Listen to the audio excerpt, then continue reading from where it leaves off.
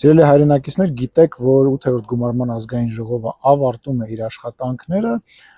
բազմաթիվ օրենսդրական նախաձեռնություններ են այս տարիների ընթացքում առաջարկվել իմ գործընկերների կողմից,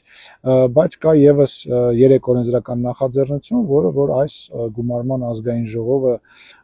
կհասցնի, կարծում եմ, եւ կքվեարկի, մենք դա կանենք մոտ օրերիս կամ արտահերթ քվեարկությամբ եւ այսպես եւս 3 օրենսդրական նախաձեռնություն իմ եւ իմ գործընկերների կողմից առաջինի մասին խոսել էի, հայտարարել էի արդեն դրա մասին, խոսքը վերաբերում է ընտրակաշառք տալու եւ վերցնելուն, դրանց պատիժը կխստացվի, այսինքն նախկինում 7 տարին մինչև 7 տարին վերցնելու համար եւ մինչև 8 տարին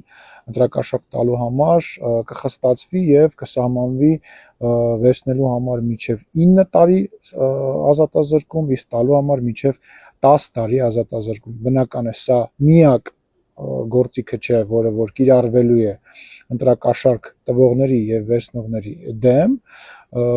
կլինեն այլ գործիքներ, նաև քաղաքական հետևանքներ կլինեն։ Սա մեկ օրենսդրական նախաձեռնություն, երկրորդ օրենսդրական նախաձեռնությունը վերաբերում է մեր բնակավայրերին։ Այս քարոզարշավի ընթացքում այցելելով բազմաթիվ բնակավայրեր այդ մտքին եմ եկել ես եւ իմ գործընկերները եւ բնակավայրերի հիմնական մուտքերի մոտ, հիմնական մուտքերից մեկի մոտ կամ մուտքերից բոլոր մուտքերի մոտ պարտադիր կերպով պետք է տեղադրված լինի նվազագույնը 1/2-ի վրա չափով Հայաստանի Հանրապետության դրոշ։ Սա նույնպես կբերվի ազգային ժողովի օրակարգ եւ կքվեարկվի եւ երրորդ կարող եմ ասել պատմական կարևոր օրենսդրական նախաձեռնությունը կանոնակարգ սահմանադրական օրենքում փոփոխություն կկատարվի եւ падգամավորների երթման տեքստը կփոփոխվի։ Այն կդառնա շատ ավելի համահունչ այսօրվա իրականությանը, այսօրվա իրական պետությանը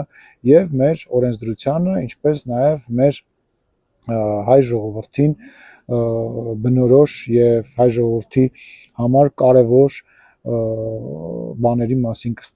կլինի տեքստը, որը որ ես քիչ անց կտեղադրեմ, նաև կարող եք ծանոթանալ այդ տեքստի հետ։ Սրանք կբերվեն մոտակա օրերին ազգային ժողովի օրակարգ եւ գուցե արտահերթ քվեարկությամբ կքվեարկվեն։ Շնորհակալություն եմ հայտնում իմ գործընկերներին համագործակցելու համար եւ այս օրենսդրական նախաձեռնությունները առաջ մղելու համար։ Շնորհակալություն։